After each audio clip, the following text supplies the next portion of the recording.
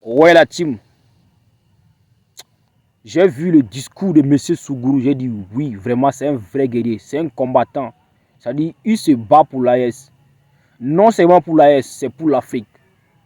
Pardon, je vis en paix, non à la violence.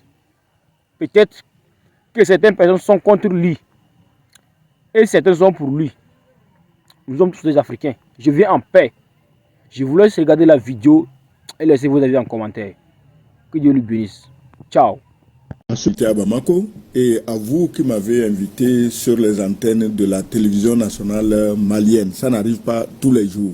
Alors merci donc à ceux qui m'ont invité à Bamako et merci à vous qui m'avez prêté donc votre antenne et demandé mon impression. Vous savez, je suis togolais et je crois que beaucoup ont eu l'occasion de me suivre dans mes débats. Que mon engagement AES ne fait l'objet d'aucun doute. Je crois que j'exagérerais, sinon j'allais dire je suis plus AES que vous tous ici réunis. Voilà.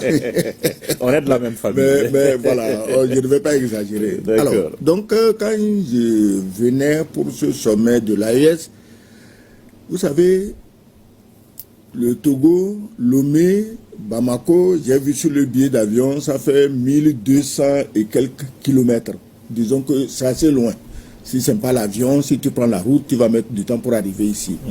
Alors, on est au Togo, on sait ce qui se passe ici, on apprécie, on aime, on adore, on soutient. Mais venir voir un peu est encore mieux. J'étais dans la salle. Avant même l'arrivée des chefs d'État, je jaugeais la ferveur. Je jaugeais la ferveur, j'ai échangé avec des gens qui ne me connaissent pas, qui ne savent pas qui je suis. Je jaugeais la ferveur. Et quand les chefs d'État sont arrivés, vous savez, en matière de foule et de ferveur, quelqu'un qui habite le Togo, qui habite Lomé, en connaît un bout. Parce qu'il y a souvent de très grandes rencontres au Togo, récemment sur le panafricanisme. Mais la ferveur que j'ai vue est différente. Pourquoi elle est différente? Parce que quand les trois géants, si je peux me permettre de les appeler ainsi, quand les trois géants sont arrivés, quand j'ai l'habitude d'entendre parler d'eux, je les vois sur les images. Mais cette fois-ci, bon, je les vois, disons, en chair et en os. Alors, quand ils sont arrivés, je dis, mais c'est pas possible. Ces gens, quand vous les voyez, ils dégagent une force. Ils dégagent une force et à première vue, on se demande, mais ils prennent où cette force-là? Parce qu'avoir autant d'adversaires, d'ennemis en face, mais rester aussi serein, c'est parce qu'on a foi en ce qu'on fait et qu'on est assuré du soutien inconditionnel de la population et surtout de la jeunesse de ce pays. Moi, je prends les présidents Assimi Goïta, Ibrahim Traoré et Tiani. Je dirais, je ne fais pas de la religion, mais je les prends pour les trois rois mages qui sont penchés sous le berceau d'une Afrique renaissante. Je ne parle pas religion, je dis d'une Afrique renaissante. Et je parle de toute l'Afrique noire. Ce n'est pas seulement les trois pays. Si ça concernait seulement les trois pays, ces trois pays n'auraient pas autant d'ennemis. Ils ont autant d'ennemis parce que ceux qui sont habitués à soumettre, à exploiter, à voler, à piller l'Afrique, se disent, mais vous allez faire que nos esclaves nous échappent. Si c'est vous trois, on peut fermer les yeux, mais ce que vous faites là, tout le monde sera entraîné dedans.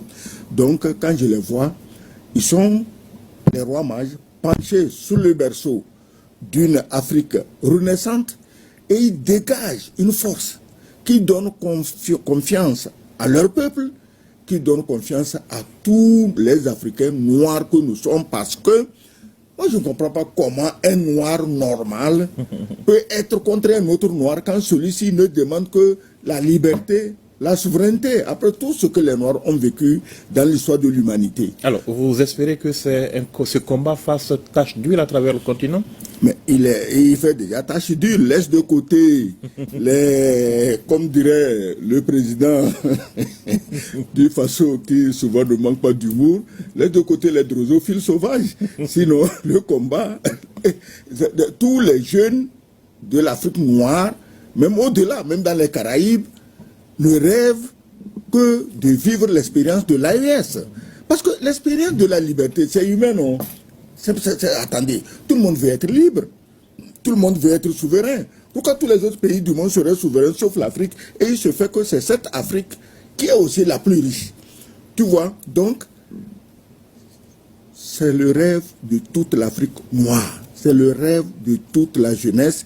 Et je crois que nos maîtres d'hier sont tellement traumatisés. J'ai entendu le président Assimi Goïta dire que la peur a changé de camp. Mais là, ce n'est pas une simple peur. Les gens, ils sont traumatisés. Ils sont tellement traumatisés que tu t'imagines, un voleur accuse sa victime de l'avoir volé. Si tu n'es pas traumatisé, complètement bouleversé, tu ne peux pas voler quelqu'un pendant 60 ans. Et le jour où une miette tombe et que le propriétaire prend la miette, tu cours aux quatre coins du monde pour dire qu'il t'a volé. Cela montre la mesure du traumatisme qu'ils ont subi, eux là-bas, et leurs valets locaux ici. Un certain désarroi. Alors, vous avez donc suivi un peu ces travaux de Bamako. En quoi est-ce que Bamako peut donner aujourd'hui ces travaux, le deuxième collège de chefs d'État peut donner une nouvelle impulsion à l'AES? Oui, mais attends, tout ce qui a été fait, tout ce qui a été lancé, on a parlé de la banque. Mais moi, ce qui m'intéresse, c'est une déformation professionnelle. C'est la télévision de l'AES. D'accord. Voilà, donc c'est une déformation professionnelle que cela attire le plus mon attention parce que la guerre d'aujourd'hui, effectivement, même une puissance militaire comme la Russie, une puissance militaire comme la Chine, si tu ne maîtrises pas leur communication, mais les gens vont croire que c'est toi le mauvais, c'est toi le méchant, alors que c'est toi qui es le sauveur. Maintenant que vous vous êtes doté d'une arme de communication internationale. Vous voyez? Parce que c'est le manque de l'absence de cette arme qui permet à tous les drosophiles sauvages, à tous les phacochères, à tout ce que toute la faune et la flore du mensonge, de la manipulation, de l'intoxication. Oui. Donc c'est ça, c'est l'absence de cet outil-là. L'outil est venu, vous avez, je disais même que vous venez de vous doter de missiles Satan 2.